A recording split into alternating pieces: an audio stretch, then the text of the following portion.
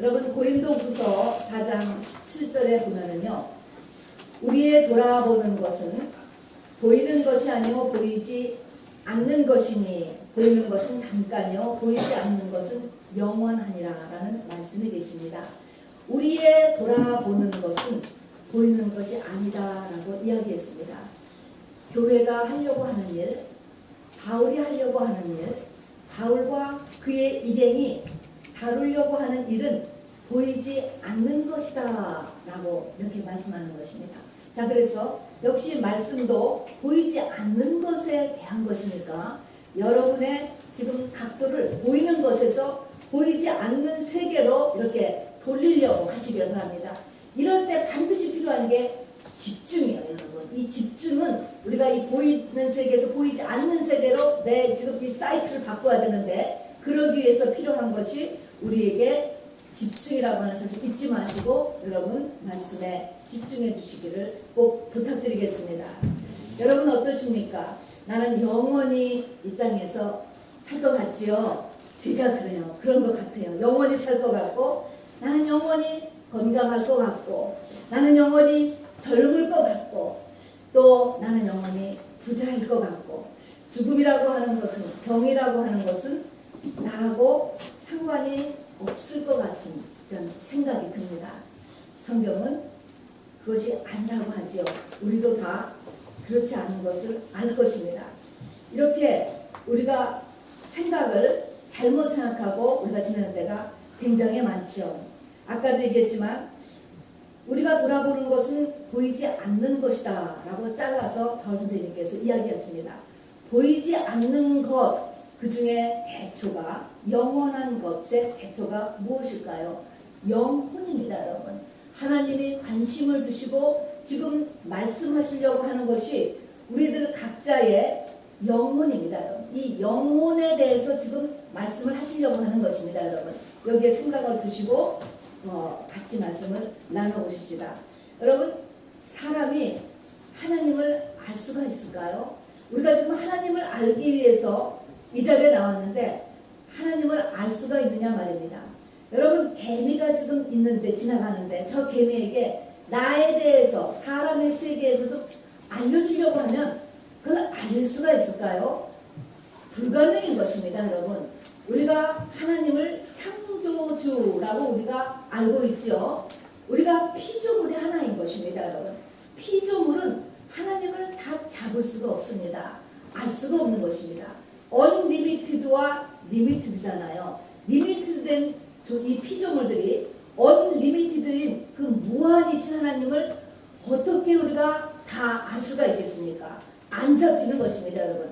하나님께서 택한 백성에게 들어오셔서 하나님의 능력을 우리에게 하나님을 아시는 그 능력을 넣어주셔야만 우리가 하나님에 대해서 알 수가 있습니다. 그래서 에베소서는 그거를 지혜와 계시의 영이다 이야기하고 우리가 예배 드릴 때도 처음에 말씀드린 것처럼 하나님께서 우리의 눈을 열어주시고 우리의 귀를 열어주시고 우리의 마음을 좀 깨달음을 주세요. 하나님이 우리에게 뚫고 들어오셔서 그러한 새로운 기능을 주셔야만 우리가 하나님의 세계에 대해서 또 보이지 않는 세계 영혼에 대해서 우리가 병원에 가서 아무리 몸을 다 해보려도 영혼은 없다니까요. 그런 것처럼 이 보이지 않는 세계 영혼 또 보이지 않는 세계 영혼의 세계 하나님의 나라 이런 것에 대해서 알기 위해서는 우리에게 하나님이 주시는 새로운 감각력이 우리에게 필요하다는 것을 잊지 마시기 바랍니다. 이것이 있기에 저와 여러분이 여기까지 왔습니다. 그런데 오늘 또 말씀을 듣고 내 예배가 상달되게 하기 위해서는 이런 능력을 우리가 하나님으로부터 또 받아야 되니까 여러분 사모하시기를 바랍니다. 자, 여러분 성경은요 우리가 보이는 느끼는 이 오감의 세계를 모형이라고 이야기하고 그림자라고 이야기하고 허상이라고 이야기합니다. 우리는 이것이 우리뿐 아니고 이 지구상의 수십억의 사람이 이것이 다인 줄 알고 있는 힘을 다해서 지금 다 뛰고 있는데 이것이 아니고 실상과 진리의 세계가 따로 존재한다고 하는 것입니다, 여러분. 이거 놀랍지 않습니까? 자, 이 세계 속을 우리가 지금 접하고 배우기 위해서 저와 여러분이 이 자리에 지금 앉아 있는 것입니다.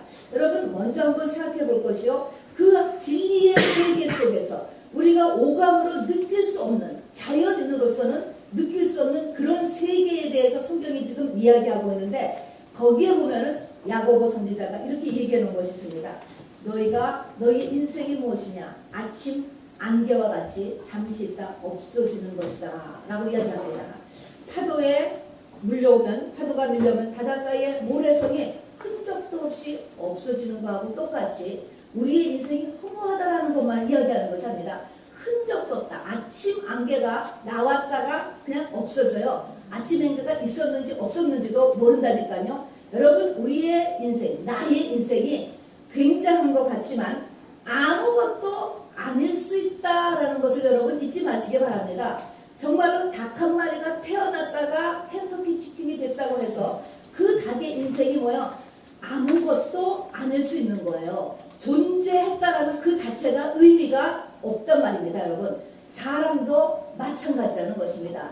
이것이 존재의 의미가 있고 존재의 의미를 넘어서 정말로 왜 태어난 것이든 그 목적을 확실하게 달성하기 위해서 우리가 이 시간에 지혜와 계시의 영을 받아서 하나님의 말씀을 배워야 되는 것입니다.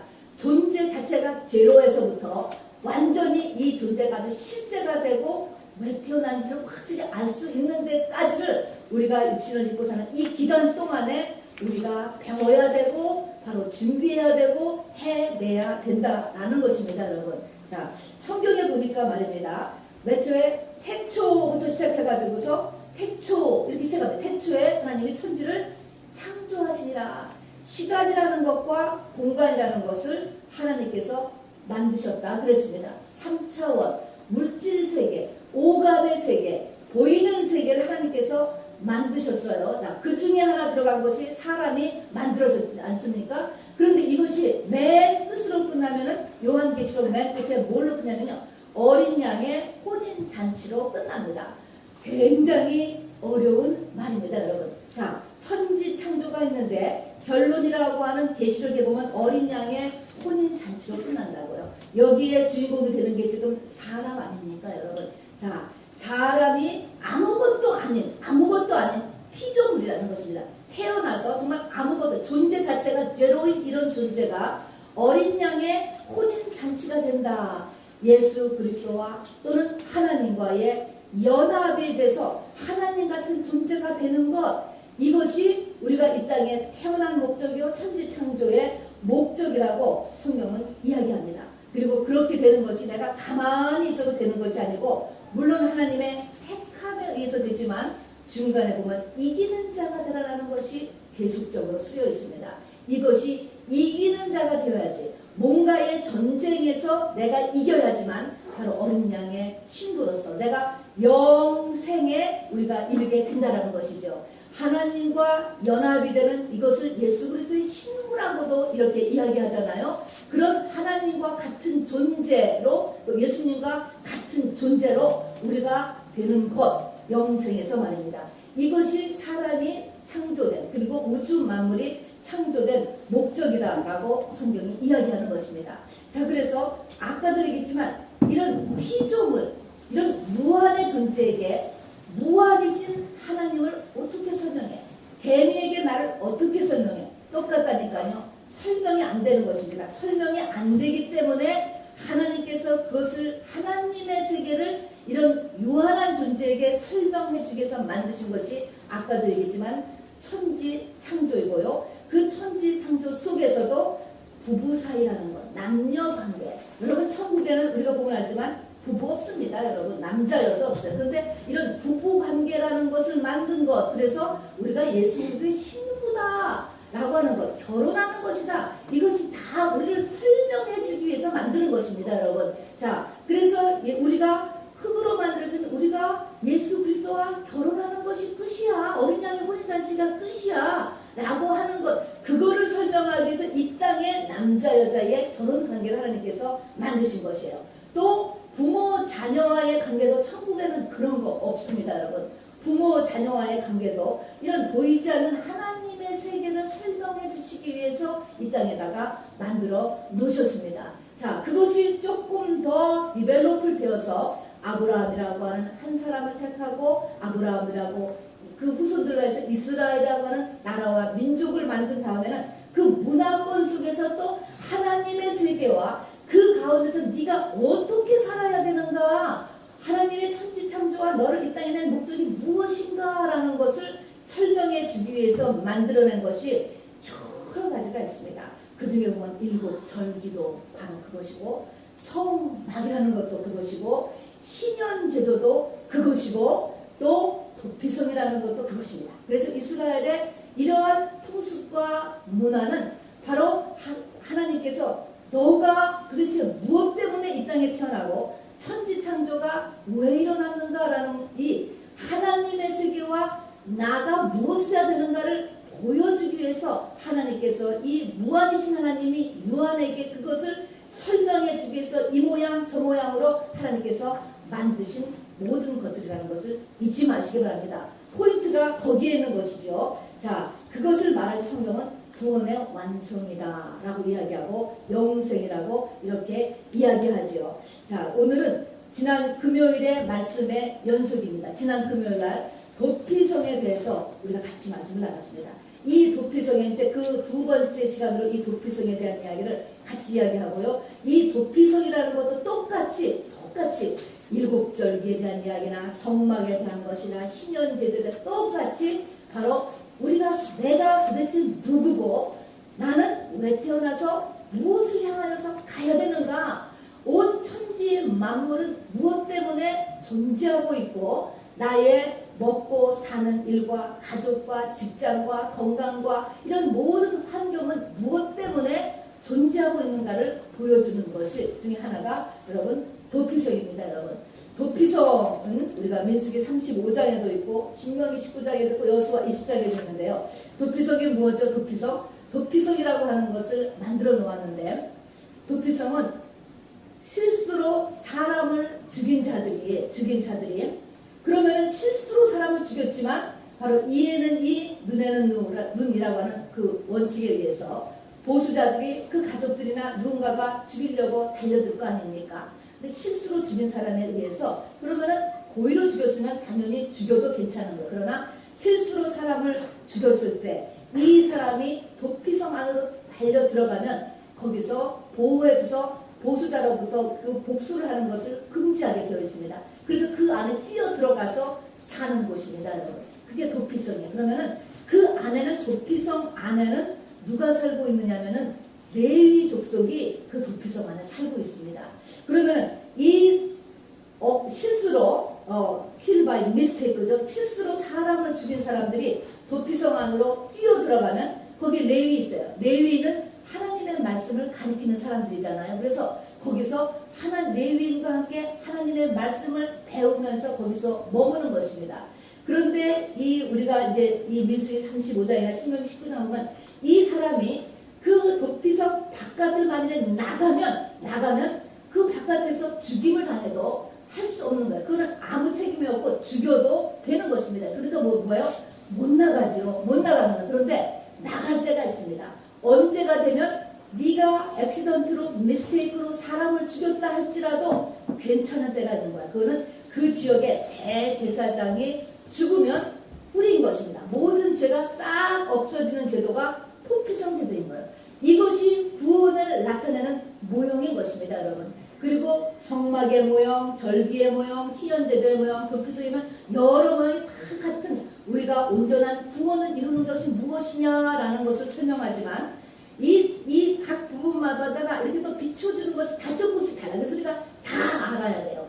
이 도피성 제도는 저는 이 도피성의 이 제도가 너무 우리의 구원을 어떤 제도보다도 이렇게 잘 보여주고 있다고 봅니다. 그리고 여기서 우리가 구체적으로 마지막 단계 어떻게 예수 그리스도와 신부가 되는가, 요 마지막 단계를 아주 특별히 잘 이렇게 확대해서 보여주는 것이 도피성 제도이기 때문에 이 도피성 제도가 주는 영적인 의미를 우리 같이 나눠보기를 원합니다.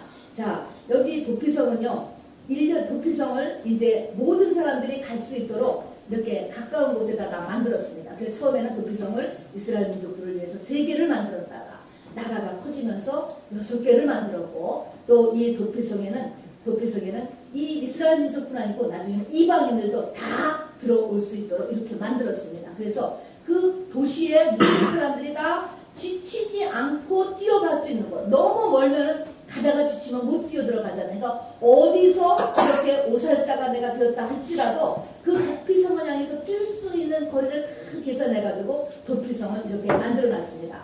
그리고 그 도피성으로 가는 길에는 꼭 여기는 도피성으로 가는 길 이렇게 미글랏이라고 해서 팻말을 써서 반드시 붙여놓도록 했고 길을 1년에 한 번은 꼭 정비를 하고 14m나 되는 넓은 폭으로 바로 이렇게 만들어놨다고 하는 것입니다. 그러니까 본인이 갈 수만 가겠다 살아야 되겠다 라고만 하면은 누구든지 갈 수 있게 만들어 놨다라는 것입니다. 물론 24 hours 바로 이것이 오픈되어 있었습니다. 자, 그래서 지금 이 말씀을 드리는 이유는 우리가 목적은 어린 양의 혼인잔치에 참가하는 것, 요한계시록의 끝인 것입니다. 여러분, 내가 예수 그리스도의 신부가 되는 것, 내가 예수 그리스도와 결혼하는 것이 우리 이 땅에 태어난 목적이에요. 하나님의 천지 창조의 목적인 것입니다. 사람을 만드신 목적이라니까요. 자, 그런데 이렇게 하는 사람은 여기 아까 있는 것처럼 누구나 뛰어갈 수 있게 만들었다라고 하는 것은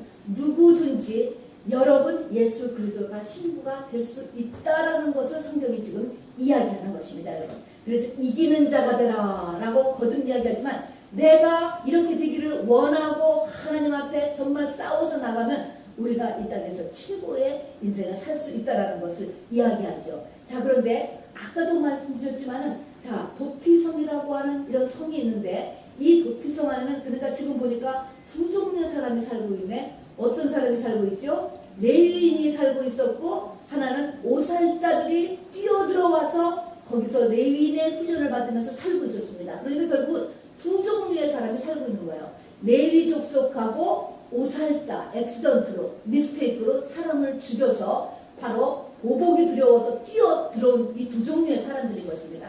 자, 그런데 엄밀히 말하면 말입니다. 레위 족속이 거기 살고 있었는데 레위 족속의 시작이 되는 레위라고 하는 사람은 어떤 사람입니까? 레위는 말입니다. 우리가 알다시피 레위라고 하는 사람은 바로 창세기 49장은 그 레위 족속의 시조가 되는 레위는 야곱의 셋째 아들이었습니다. 그런데 바로 그 여동생 디나 때문에 바로 세겜 족속을 잔인하게 죽여서 하나님으로부터 저주를 받은 족속이 레위.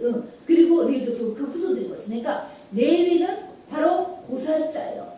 액션들이 사람을 죽인 게 아니고 사람을 죽이는 것이 죽여서 이렇게 저주를 받은 게 레위라니까. 그러니까 결국은 도피성 안에 사는 사람들은 전부 다 사람을 죽인 사람이네. 결국은 어쨌든지 간에 조상이 사람을 죽였던 내가 액시던틀리 사람을 죽이든 어쨌든지 간에 내 의도는 아니었지만 다 조상 때문에 하나는 어떤 사고로 인해서 어쨌든 나타난 것은 다 사람을 죽인 사람들이에요. 자, 그러면 사람을 죽였으면은 반드시 죽게 되어 있습니다, 여러분. 자, 그래서 뭐냐면 우리가 깨달을 것이 첫 번째가 뭐냐면 우리는 다 내가 무슨 나쁜 짓을 했어 라고 이렇게 이야기할 수 있지만 사람의 본전은 지옥이다 라고 하는 사실을 우리가 깨달을 필요가 있어요. 그거를 나타내 주는 거야. 그래서 우리가 지금 이 신앙생활 하는 것, 교회에 왔다는 것 자체가 우리가 지금 다 도피성에 들어와 있는 것인데 이 도피성의 사람들은 다 근본이 살인자다라고 우리에게 알려주는 것입니다. 우리가 창세기에서도 배웠잖아요. 사람을 만들었을 때 흙으로 만들었는데 그 흙, 사람의 짝이 뭐냐면 거기에다가 사람의 짝은 영이라고 이야기했어요. 영, 사람의 짝이 영이에요. 그 영인데 우리가 태어날 때는 어떤 영하고 짝이에요? 마귀하고 짝이 돼서 태어난다라고 했습니다. 이것을 로마서는 옛 남편이다 이렇게 얘기했다고 했잖아요. 그래서 옛 남편하고 빨리 헤어지고 새 남편인 예수의 영과 연합해야지 된다라고 이야기했습니다. 자, 그래서 우리가 태어날 때 영하고 짝되어서 태어나는데 이 영은 뭐예요? 강력한 힘과 건설을 가지고 나의 주인 노릇해요. 그래서 남편이라고 이렇게 이야기하는 것입니다.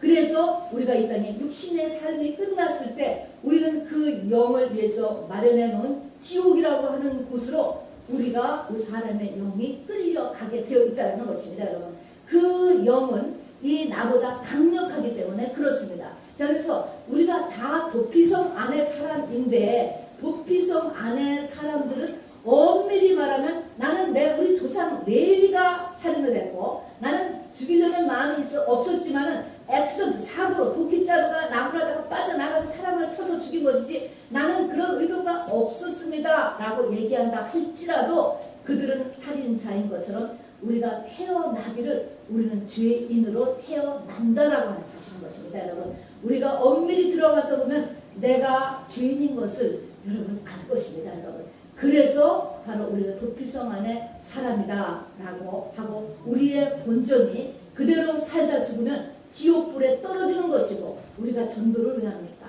한 영혼이라도 지옥 가는 영혼을 건져내기 위해서 전도하는 것이죠. 시작은 거기서 시작되는 것입니다. 그래서 도피성 안으로 사람들이 이렇게 불러 모아지게 되었습니다. 여러분. 자, 그런데 하나님께서 흙으로 사람을 만들었는데 이 사람을 영생을 얻는 하나님 같은 존재, 예수 그리스도 같은 존재로 만드시려고 했는데 이 만드시는 과정에서는 어떠한 방법이든 한번 다 써봤다는 것입니다.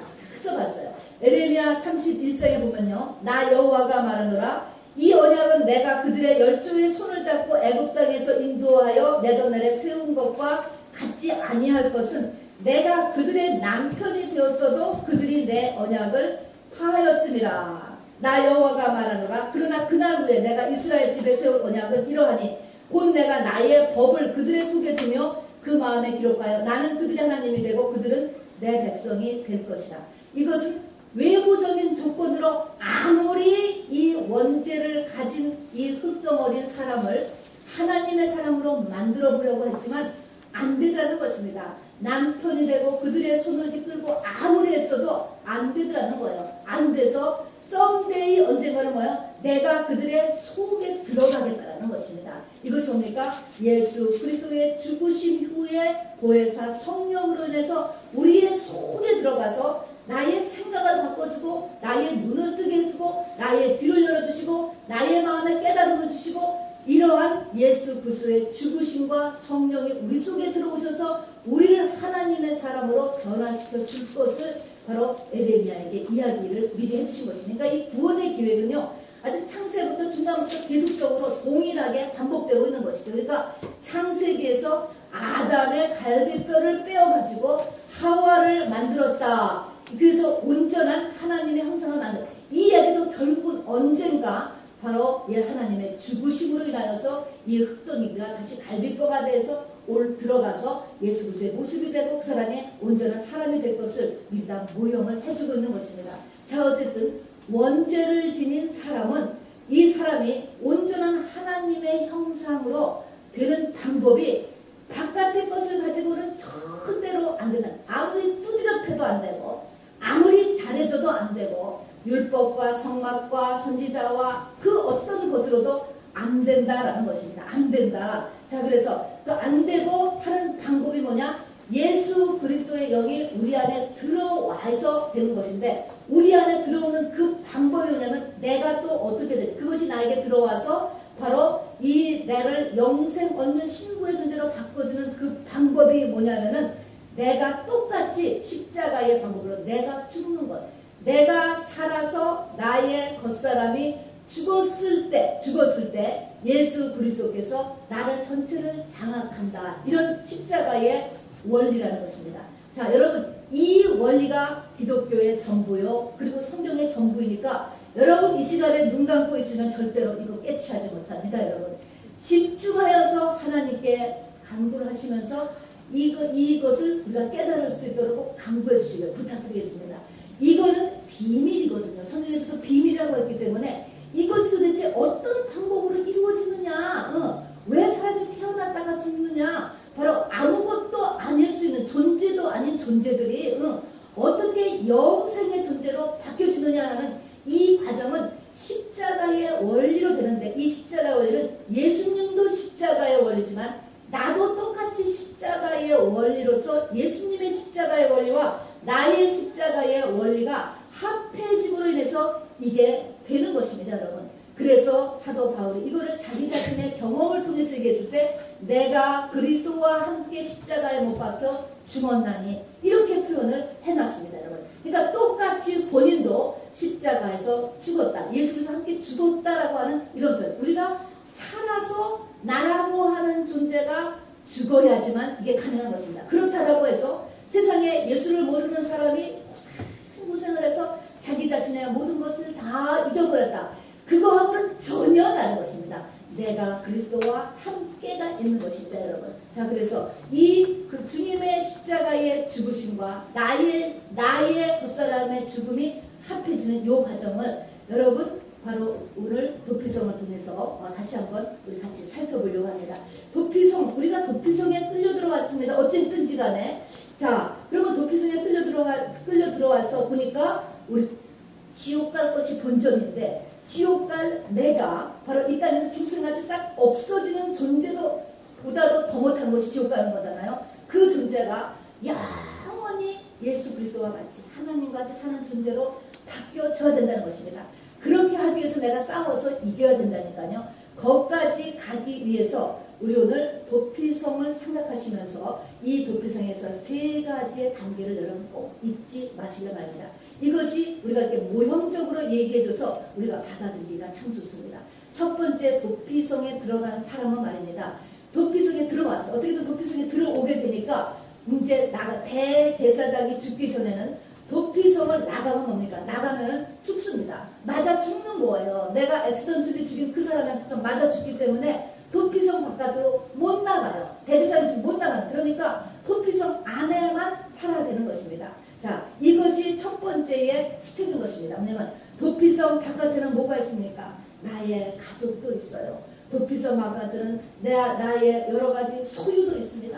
도피성 바깥에는 내가 일어난 여러 가지 사회적인 이 소셜 라이프라든가 명성이라든가 나라고 하는 많은 것들이 도피성 바깥에 다 있는데 그거하고 딱 끊어졌어. 못 나가는 것입니다. 자, 하나님이 우리를 온전한 구원을 이루기 위해서 하는 첫 번째는 순서로 첫 번째가 아니고 아주 계속적으로 나가는 것입니다.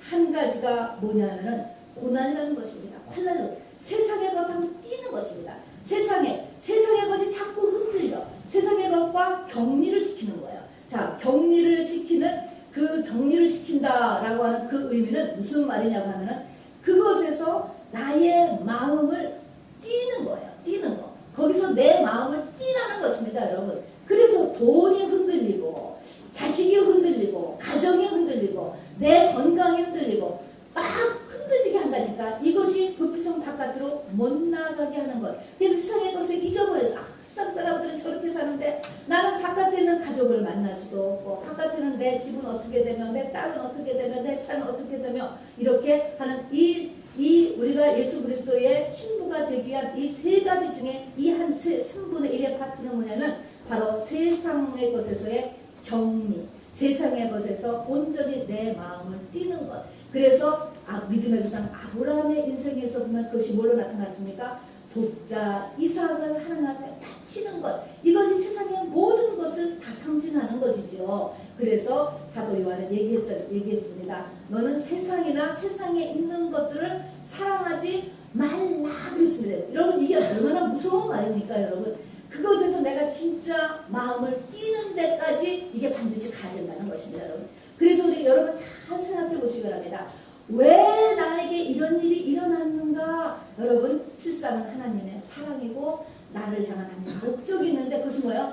마음을 온전하게 하나님 앞에 두기 위해서 하나님께서 일어나는 것입니다. 그것이 나타나는 것이 요한계시록입니다, 여러분. 요한계시록은 성경 66권을 읽으시기도 하지만 결론 같은 책인 것입니다. 그래서 성경 앞에 65권을 다 마무리해서 써놓은 책이 바로 요한계시록 같은 책인 것입니다, 여러분. 그래서 요한계시록에 보면은 어린 양의 혼인잔치를 끄는데 중간에 보면은 요한계시록의 3분의 2를 차지하는 것이 환란이에요. 7 인내장, 7 나팔의 장, 7 대접의 재앙이랍니다. 재앙. 어린 양의 혼인잔치에 들어가기 위해서 이 차지하고 있는 것이 3분의 2가 재앙이나. 그런데 7 인의 재앙이나 나팔의 재앙이나 대접의 재앙이나 똑같아요. 단지 강도만 더 세질 뿐인 것입니다, 여러분. 자, 그래서 인의 재앙, 나팔의 재앙, 대접의 재앙 이런 것들이 이제 계속인데 이런 재앙들이 계속 오는 이유가 뭐냐면 아까 얘기한 것처럼 나의 겉사람을 죽이기 위해서, 다른 말로 하면은 세상에서 마음을 떼기 위해서, 이걸 또 다른 말로 하면은 나의 새 창조를 위해서 이런 일들이 일어난다라고 하는 것이죠. 그래서 여러분 이 요한계시록을 이렇게 볼 때 말입니다. 여기서 보면은 태초부터 창세기 1장에 시작된 태초가 종말을 향하여서 해서 끝나는 이례적인 역사적인 요한계시록과 역사적인 세계가 있잖아요. 여러분 이것도 진행되지만 또 하나는 한 사람, 나라고 하는 인생이 태어나서 죽는 것이 태초부터 종말을 향해서 가는 것입니다.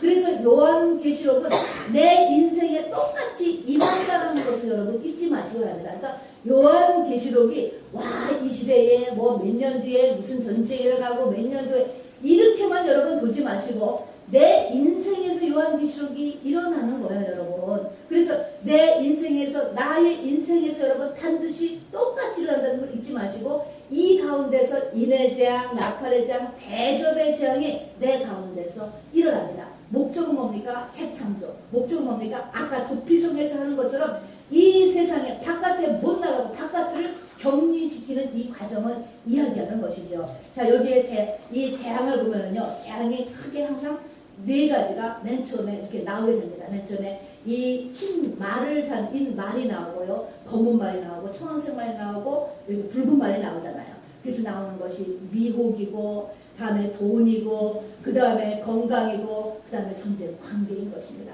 그 다음에 순교가 이렇게 나오게 되고, 그 다음에 창세일의 환란. 우리 주보에 있는 것처럼 여기 있는 모든 것들이 정말 이렇게 큰 어려움이 있을 수 있는가라는 정말 창세일의 환란. 이런 6가지 재앙이 우리 가운데 이렇게 반복적으로 등장하는 것입니다. 그리고 여기 7인 나팔 대접. 그런데 7은 그 다음 거는 넘어가기 때문에 6개가 항상 진행이 되죠. 맨 처음 이 재앙이 처음 그 다음 그런 순서는 다 섞여서 나오는데 미혹이 맨 처음에 나와요. 미혹이라는 것은 뭡니까? 어떤 고난이나 어떤 문제가 터졌을 때 하나님이 그것을 통해서 원하고자 하는 그 목적이 있어요. 그런데 미혹자가 나타나서 이 방향을 트는 거예요. 이렇게 반응하면 안 되는데 반응을 다른 쪽으로 하게, 이게 다 미혹인 것입니다. 여러분. 그것이 우리의 환난이 되는 것입니다. 여러분. 잘못 가는 거예요. 방향을. 미혹이 등장하죠. 그 다음에 병이 등장하죠. 반드시 돈 문제가 등장하죠. 그리고 관계의 어려움이 등장하죠. 화평이 깨지는 것입니다. 부부 사이에 화평이 깨지고, 부모 자녀 사이에 화평이 깨지고. 그래서 성경은 이야기하는 것이 바로 마태복음 10장에서도요, 내가 세상에 화평을 주러 온 줄로 생각지 말라, 검을 주러 왔다라고 말씀하지 않습니까? 아비와 아들의 딸이 싸우고, 딸이 어미와 싸우고, 시어머니와 며느리가 불로하게 하려 함이라. 자기 집안 식구가 원수가 된다라고 했습니다. 이게 뭡니까? 이게 다 이 재난 중에 들어가는 것입니다. 또 어미나 아비나 딸을 나보다 더 사랑하는 자는 내게 합당치 아니하고, 이게 뭡니까? 다 지금 도피성에 바깥에 못 나가게 하는 것. 이 성경의 계시록의 3분의 1을 차지하는 재앙의 내용하고 똑같은 것입니다. 여러분. 거기에 내용하는 그런 이런 재앙을 계속적으로 우리에게 주는 것이죠. 맨 처음에 재앙을 7인의 재앙이라고 이야기하잖아요. 인이라고 하는 것은 비밀이다라는 것입니다. 비밀을 사인하고 이렇게 감춰주는 것입니다. 이 재앙이 비밀이라는 거야. 그것 자체가 문제가 아니고 거기에 숨겨진 하나님의 뜻이 있다. 그래서 이거를 인이라고 하는 거예요. 그래서 이거를 아까도 얘기했지만 세상에서 마음을 띄는 역할이 있다니까. 여러분, 그래서 미혹이 있고요, 복 문제가 일어나고요, 병, 건강이 있고요, 그 다음에 이런 관계의 어려움이 있고요. 이 관계의 어려움이 사실은 제일 어렵지요. 그래서 관계 어려움이 있고요. 그 다음에 믿는 자의 이런 순교, 잘 믿으면서도 받는 이런 고난이 또 일어나고요. 그리고 계시록 6장 15절부터 17절 한번 보세요. 여기에 우리 주보에 있는 박스에 있는 것들, 이것이 창세일의 환란인 것입니다. 내가 지금까지 살면서 이렇게 어려운 일은 세상에 없었다라고 하는 일이 일어나는 것입니다. 여기 보면은 땅의 임금들과 왕족들과 장군들과 부자들과 강한 자들과 각종과 가지다. 여기 보면은 이게 7종류의 사람들이 여기 등장합니다. 임금, 왕족, 장군, 부자, 강한 자, 종, 자주자. 7종류, 7이라고 수단한 숫자는 하나님의 숫자예요. 이 땅에는 모든 사람에게 다 해당이 되는 것입니다. 내가 왕이라도 내가 부자라도 내가 강한 자라도 다 해당이 된다니까. 모든 사람이 어떤 때가 와요? 굴과 산 바위 틈에 숨어 산과 바위 기르되 우리 위에 떨어져 보좌에 앉으시니 낮에서 어린 양의 진노에서 우리를 가리라. 그들의 진노의 큰 날이 이르렀으니 누가 능히 서리요 하더라. 이것이 인의 재앙, 나팔의 재앙, 대적의 재앙에 똑같은 것이 이것이 반복되는 것입니다. 이렇게 내 생애에 정말 이런 일들이 어떻게 일어날 수가 있어라는 정말 창세일의 환란이라고 하는 이러한 어려움, 여러분 이러한 어려움이 우리 가운데서 바로 일어난다라고 하는 이게 마지막 여섯 번째인 여섯 번째 대적, 여섯 번째 나팔, 이런 마지막 이러한 재난이 우리에게 일어나게 되는 것이죠. 목적이 있습니다, 여러분. 목적이 있고, 그리고 이것이 한 개인에게도 일어나고 인류의 역사에서도 이거 일어납니다. 오늘 여러분에게 말씀드리려고 하는 것은 근데 이런 마지막에 큰 여섯 번째 인과 여섯 번째 나팔과 여섯 번째 대접의 이런 재앙 여러 가지가 다 몰아서 오는 거지요. 그냥 건강 문제, 돈 문제, 관계 문제, 뭐 미용 문제, 하여튼 여러 가지가 다 몰려서 오는 이런 창세물의 환란에서도 끝이 하는 말이 있잖아요. 누가 능히 서리요 이렇게 해요. 누가 능히 여기서 쓰는 사람이 있다. 쓰는 방법이 있다. 이것을 오늘 말씀드리려고 하는 것이죠. 세상이 어떻게 변하든지 간에 어떤 2014년이 다가오고 어떻게 전쟁이 예비되고 있든지 간에 바로 여기서 누가 능히 서리요 하는 빠져나가는 방법이 성경은 한 가지가 있고 이거는 빠져나가는 방법이 아니고 하나님은 이걸 목적하여서 인류를 운행시키고 있다는 것을 또한 우리에게 알려주고 있는 것입니다. 여기서 누가 능히 서리요? 바로 그 이마에 어린 양의 이름, 하나님의 이름을 가진 자라고 이야기했습니다. 그들은 어린 양과 예수 그리스도와 하나님께 속한 자, belong to, 한마디로 뭡니까? 속했다, 이름이 여기 있다 라는 것은 누구의 것, 이름은 소유자, 주인이 짓는 거거든요. 누구 거라는 것입니다. 그럼 누구 거가 된 사람만 살아날까요? 예수님 것이 된 사람, 예수님의 신부가 된 사람만이 바로 이러한 보좌에서 살아나게 되는 것이고 보호를 받는 것이고 바로 이것이 또한 하나님이 이 땅에서의 목적인 것입니다. 우리는 어떻게 산다 할지라도 이 땅에서 영원히 살지 않아요, 여러분. 영원히 살게 되어 있지를 않습니다, 여러분. 그렇죠? 자, 그러나 이렇게 되는 것이 우리가 이 땅을 사는 목적이다 라고 성경이 이야기를 하는 것입니다, 여러분. 그래서 이 요한계시록은 말입니다. AD 95년, 96년경에 쓰여졌다고 하는데 당시에 이 로마의 황제가 그리스도인의 핍박을 말할 수 없이 했습니다. 우리가 알다시피. 자, 말할 수 없이. 핍박을 말했을 때는 예수 믿는 것이 너무너무 어려운 거예요. 예수 믿어서 돈 벌고 건강해지고 복 받고 출세하는 것이 아니고 바로 예수 믿으면서 너무너무나 어려운 일들이 계속적으로 일어났을 때 하나님께서 이 계시록을 쓰게 하셔서 1차적으로 당시의 크리스찬에게 이거를 전하게 하셨습니다. 고난의 목적이 무엇이냐라는 것을 알려주시게 한 것입니다, 여러분. 자, 우리에게 하나님께서 고난을 허락하시는데 이 허락하는 그 목적이 무엇이냐라는 것을 알고 오히려 기뻐해라라는 것이죠. 누가 능히 서리요. 자, 조금 지나면 바로 여기에 우뚝 설 자가 된다라는 것입니다. 이걸 위해서 하나님께서 고난을 허락하신다는 것이죠. 애굽을 탈출했을 때 애굽의 모든 사람이 다 죽었지만 문에다가 피를 칠한 집안은 살아나지 않았습니까? 문설주와 이방에 피를 치는 사람은 살아났습니다. 바깥에서 보니까 문에 피만 보이는 거예요. 피만 보여서 살아났습니다. 자, 우리가 예수 그리스도의 신부가 된다라고 하는 말은 내가 예수님의 갈비뼈가 되어버리는 거야. 그래서 이 몸체 안으로 들어가 버리는 거거든요. 그러니까 바깥에서 보면은 갈비뼈가 안 보이고 예수님만 보이는 것입니다. 피만 보이는 거하고 똑같은 것이에요. 그래서 이거를 우리가 예수 그리스도의 신부라고 얘기하고 이걸 내가 예수님이 된 것입니다. 그 다음에는 이것을 예수 그리스도로 옷 입었다라고 하는 것입니다. 우리가 겉옷을 싹 입으면 속에 아무것도 안 보이는 거잖아요. 옷만 보이잖아. 옷 사람의. 그런 거하고 똑같은 것입니다. 그래서 이것을 결혼 관계로 이야기하고 또 옷 입은 관계로 이야기하고 이렇게 해놓게 되었던 것이죠. 자, 그래서 첫 번째 하나님께서 인간을 향한 첫 번째의 하시는 그 목적은 뭐냐면 우리에게 고난을 이 땅에 허락하시는데 이 고난에는 반드시 목적이 있고 그 사람한테 가장 적합한 것으로 하나님께서 끊임없이 이렇게 고난을 허락하시는데 목적을 우리가 분명히 알아둬야 된다라고 하는 사실인 것입니다.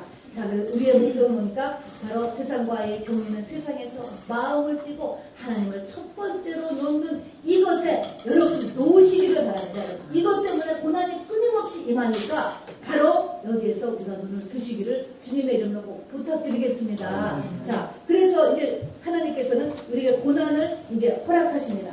자, 그 다음에 이제 두 번째는 도피성을 생각하시면 첫 번째는 바깥에 나가면은 죽는다 이것을 생각하면서 아 세상하고 끊어지는 거구나 라는 것을 하시면서 마음을 끊는 것이요. 두 번째 있는 것은 뭐냐면은 그 안에 살면서 뭐냐면은 레위인의 훈련을 받는 것입니다. 여러분. 자, 레위인은 하나님의 말씀을 가리키는 사람들인 것입니다. 여기에서 이제 죽는 거의 반이 여기에서 이루어지는 것입니다.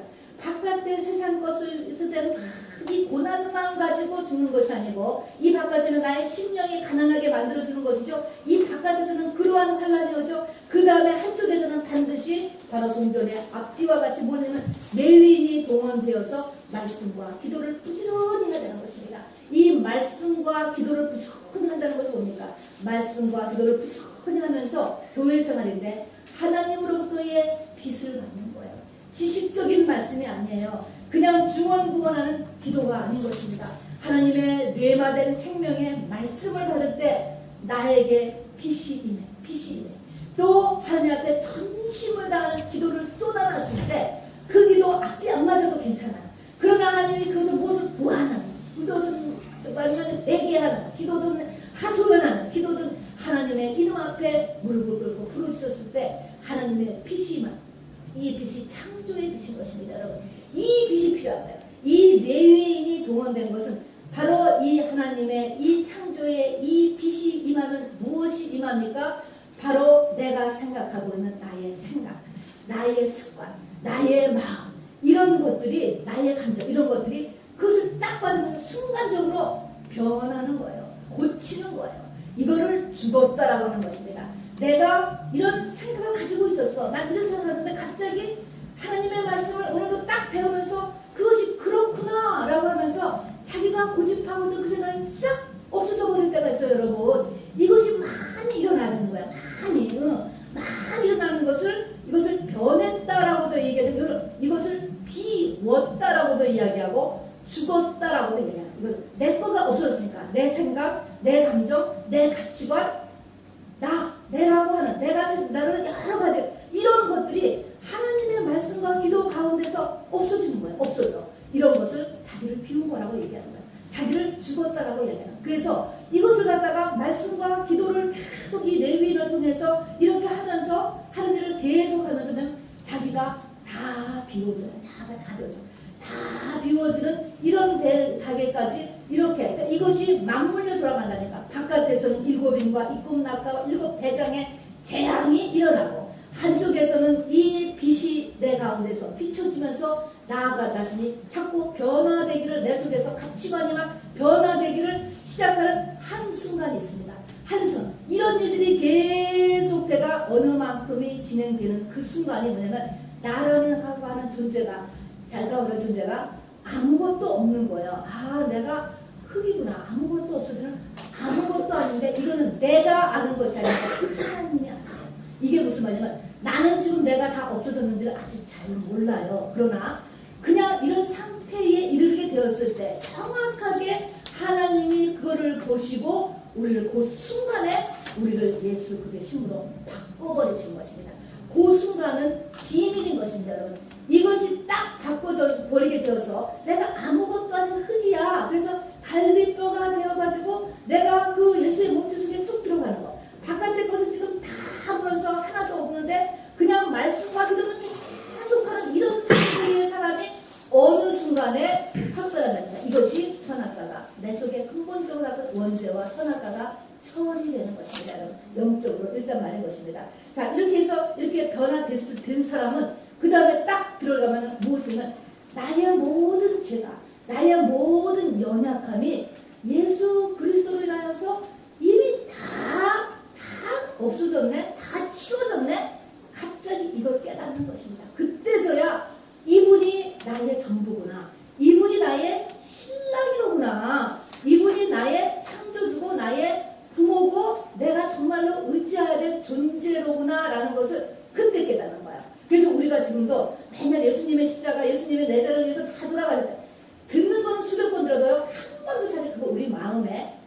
것으로 어쩌다가 와닿는 사람은 할렐루야예요. 그러나 이것이 내 것으로 되지 않아요, 여러분. 그것을 신랑의 얼굴을 본다라고 얘기합니다. 신랑의 얼굴을 언제 보느냐면요, 우리가 결혼식도 그것도 모형하는 것인데, 이 신랑의 결혼식을 보세요. 신부의 아버지가 신부를 데리고 신랑 앞으로 데려가지 않습니까? 가는 거예요. 다. 그래서 거의 다 갔을 때 어떻게 합니까? 신랑이 나와서 신부의 손을 딱 데리고 가는 거예요. 딱 데리고 가서 자기 옆에 딱 세운 다음에 면사포를 흩어주면은 그때 신랑의 얼굴을 보지 않습니까? 이게 그런 원리인 것입니다. 우리가 신랑의 얼굴을 본다, 신부가 하는 말은 바로 예수 그리스도가 내 모든 죄와 연약함을 다 차했네라고 하는 그 말이 나에게 전체로 다 다가오는 거예요. 그러면 어떻게 되는 겁니까? 그분이 나의 구세주고 나의 남편이고 나의 부모고 나의 전부. 그것이 남편이에요. 그것을 가리켜서 남편이라고 이렇게 이야기하는 것입니다. 여러분, 혈루증 걸린 여인의 이야기와 야이로의 딸, 12살 먹은 야이로의 딸의 이야기가 같이 붙어서 성경에 기록이 되어 있습니다. 자, 혈루증 걸린 여인이 몇 해를 고생했는지 아세요? 12해를 고생을 했습니다. 12해를 고생을 하는 동안에 돈도 없어지고 인간관계도 다 무너지고 아무 소망이 없게 되었습니다. 전국 각지를 다 돌아가야지만 그 혈루증을 고치지 못한다. 이게 뭡니까?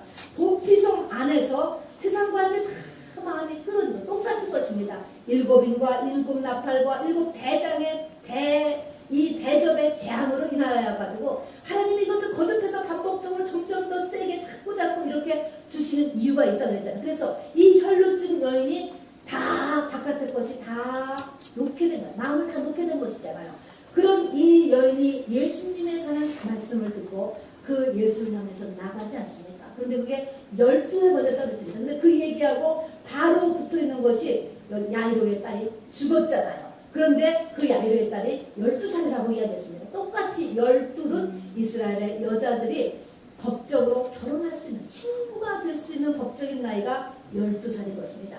그래서 죽은 야이로의 딸을 예수님에 가셔서 거기 보니까 손을 잡고 일어나라라고 이야기하는 것입니다. 난리다고 이렇게 얘기했다고 했잖아요.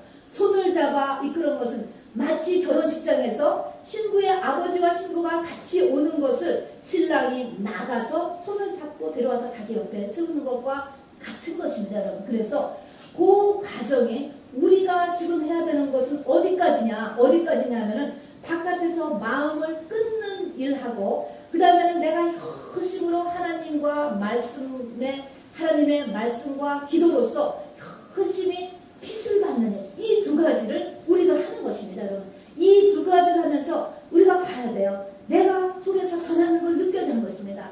내가 혈기가 많은 사람에게 혈기가 어느새 없어진 것도 보게 되고, 내는 이런 생각을 하는데 이런 생각이 내가 변했고, 내가 이런 습관이 있었는데 이런 습관이 어떻게 없어요. 모든 생각을 사로잡아 이렇게 얘기했거든요. 그래서 내가 비워지는 것, 변화되는 것, 이걸 죽은 것이라고 이야기하는 거예요. 나라고 하는, 옛날에 내가 죽었잖아요. 이런 것들을 내가 하는 것입니다. 뭘 통해서? 유인을 통해서 말해야 되냐.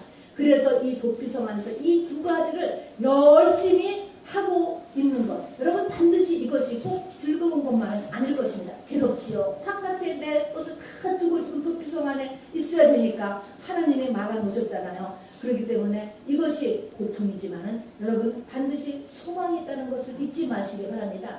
가만히 있어도 50년이 되면 이스라엘 민족에게 신년이 와서 모든 것이 다 풀어지듯이, 바로 이 도피성 안에 있는 사람들도 대제사장이 죽으면 너희들이 자유야 라고 하는 소망을 주는 것입니다.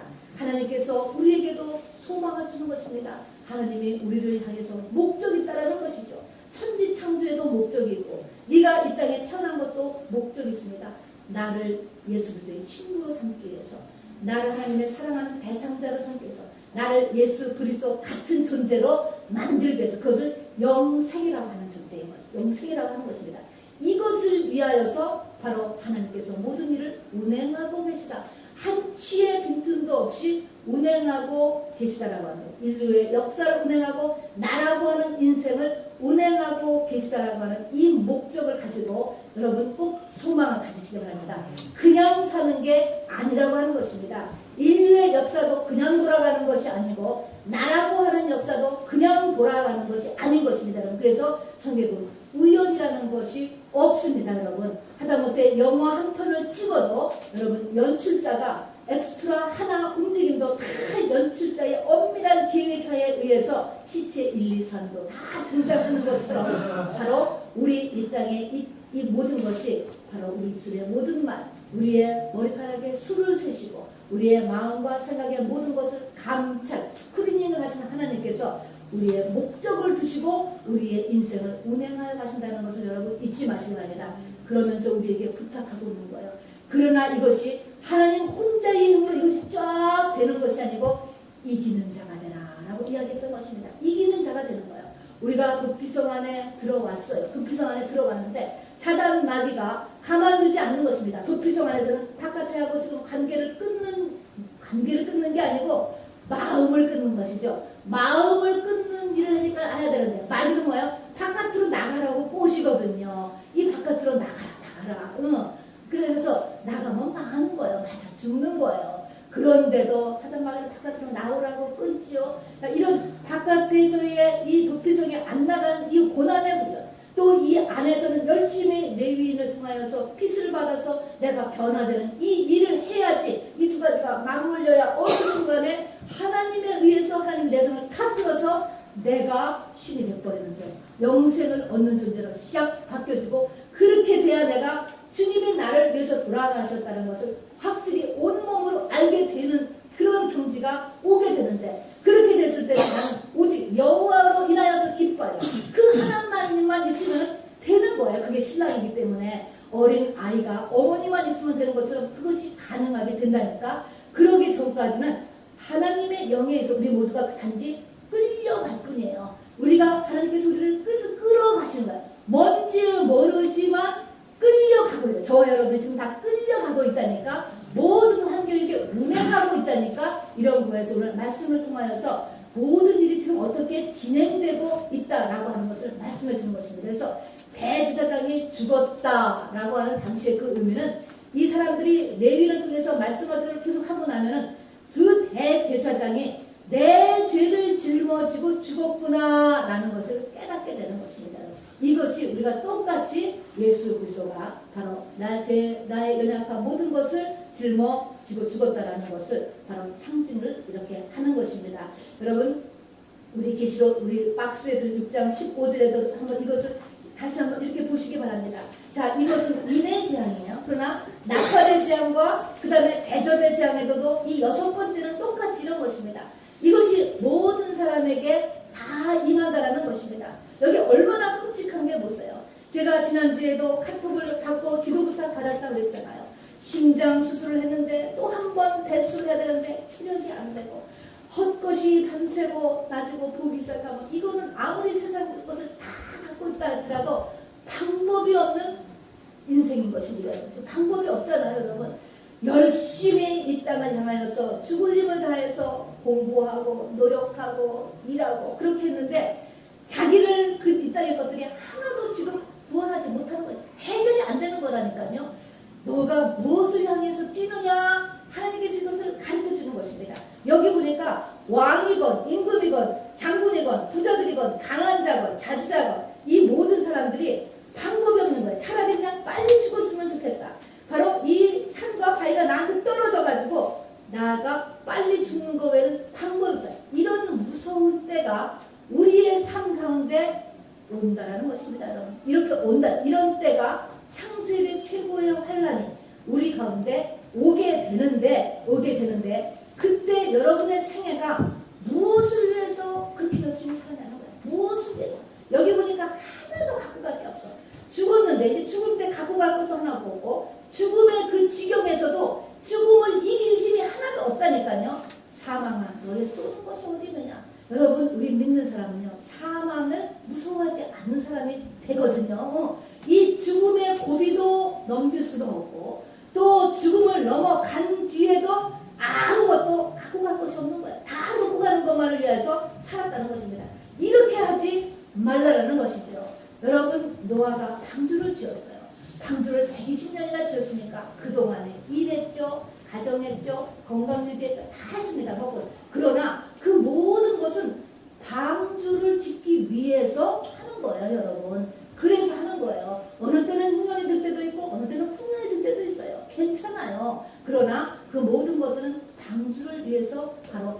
진행을 하고 그 방주가 결국은 자기와 자기의 가족들을 살려내었습니다. 믿음이 나와 내 가정을 살리고 믿음이 만일 내가 영원토록 가져갈 것입니다. 그 믿음이 뭡니까? 영혼이야, 영혼. 아까 우리의 돌아보는 것은 보이지 않는 것이야. 우리의 돌아보는 것은 너의 영혼이라는 것입니다. 하나님의 관심은 나의 영혼에 있는 것입니다. 내 영혼이 바로 갓 태어나 성령 받았다, 방언한다 이걸로 끝나는 것이 아니고 내 영혼이 장성한 자가 되어서 예수 그리스도와 같이 신부가 되는 데까지 장성한 자가 되는 것 같은 얘기인 것이죠. 그 장성한 자가 된다라고 하는 그 말이 뭐냐면 내가 아무것도 아닌 존재가 되어서 예수님하고 연합하는 이것이 똑같은 것입니다. 여러분 같은 얘기인 것이죠. 이렇게 돼서 예수님과 하나 되었다라는 것이 하나 되었다. 이런 사람이 되기를 바로 주님의 이름으로 꼭 축원드린 것입니다. 여러분. 자 여기 얘기하잖아. 이런 진로 7종류의 사람들이 등장한 것처럼 이 땅의 모든 사람, 7은 하나님의 숫자라고 했습니다. 모든 사람에게 이런 창세일의 큰 환란, 하나님의 진노의 큰 날이 우리 가운데 이르렀을 때 누가 능히 서리요? 능히 서는 한 종류의 사람이 있는데 큰 환란에서 나오는 자들이라는 것입니다. 너희가 자도인들도 하나님의 나라에 들어가려면 많은 환란을 겪어야 될 것이다. 이야기했습니다. 다 이 재앙을 나타내는 것입니다. 이런 것을 통해서 목적이죠. 누가 능히 서리요? 아까도 이야기했지만 예수 그리스도의 신부된 자. 우리의 이마에 내 것이야 라고 하는 우리가 미국에서 서양의 풍속에서 결혼하면 라스네임을 바꾸잖아요. 이것이 다 기독교에서 나온 것입니다. 내가 소속이 바뀌었다는 것입니다. 결혼하고 나면 그런 것처럼 이마에 어린 양의 이름과 아버지의 이름 내 이름이 없어지고 내가 하나님의 것이 된 거예요. 예수 그리스도의 것이 됐다라니까 내가 그의 신부가 됐기 때문에 그의 갈비뼈로 존재하기 때문에 신부가 된 사람만이 바로 우리가 능히 서는 것입니다. 그런 사람만이 보호를 받게 되고 바로 구원을 얻게 된다는 것을 이야기하는 것이죠. 여러분 2014년을 이제 오게 되고 어수선한 시대를 맞이할 때 여러분 딴 것을 준비해야 되는 것이 아니고 믿음을 준비해야 되는 것입니다. 내 영혼의 장성함 내가 빨리 예수 그리스도의 신부가 되는 것 믿음을 준비하는 것이 중요합니다. 여러분 5대양 6대 들어 나가는 것도 나쁜 건 아닙니다. 북한 선교를 하는 것도 나쁜 것도 아니에요. 홈리스 구제를 하는 것도 나쁜 것도 아닙니다. 여러분 그러나 그런 비전이 나의 비전이 아니고 하나님의 비전인가라는 것을 우리가 한번 잘 생각해 볼 필요가 있는 것입니다. 내 뜻인지 하나님의 뜻인지 하나님의 비전은요. 성경은 무엇을 봐도 네가 빨리 하나님의 신부가 되는 게 하나님의 목적이에요. 일이 아니고 나라니까 나. 여러분 하나님은 미래가 아니고요. 오늘이에요. 오늘 너 변했느냐라는 것입니다. 오늘 네가 하나님 앞에 정말 이 바깥에 그 도피성 안에서의 삶을 바깥에 마음 끊는 것 이 안에서의 레위인에게 훈련받아서 오늘 네가 변하고 있느냐 이번 주 우리가 변화할 것이냐가 문제인 것이지 나는 그대로 두고 뭔가를 향하여서 이렇게 하는 것은 여러분 위험한 것입니다. 여러분 미혹입니다. 속는 것입니다. 내가 다 되는 것 내가 먼저 되는 것이 여러분 오늘 변해야 돼. 오늘 지금 이 시간 가까운 데서부터 바로 내가 변하는 저와 여러분 되기를 그것을 위하여서 이기는 자가 되기를 주님의 이름으로 축원합니다. 우리 같이 찬양 올리겠습니다. 찬송가 408